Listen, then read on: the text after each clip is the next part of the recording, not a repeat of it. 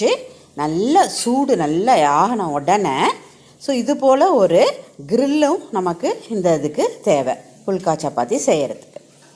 So கல் நல்லா சூடான உடனே அதுக்கப்புறம் தான் நம்ம தட்டி வச்சுருக்கிற சப்பாத்திகளை உள்ளே போடணும். இந்த ப்ரொசீஜர் மட்டும் பார்த்துக்கிட்டிங்கன்னா எண்ணெய் இல்லாத சப்பாத்தி புல்கா நம்ம வீட்டிலேயே தயாரிக்கலாம். ஸோ ஒரு சைடில் நல்லா பபிள்ஸ் வந்த உடனே நம்ம எடுத்து அந்த கிரில்லு மேலே போடணும். எப்படி புஃப்னு உப்பிட்டு வருது பாருங்கள். எண்ணெய் நம்ம துளி கூட ஆட் பண்ணல. இதுதான் புல்கா சப்பாத்தி. ஸோ நல்லா வந்திருக்கு, தம்ஸ் அப் கிடைக்கிது. ஸோ நம்ம அடுத்தும் போட்டு பார்ப்போம் எப்படி வருதுன்னு.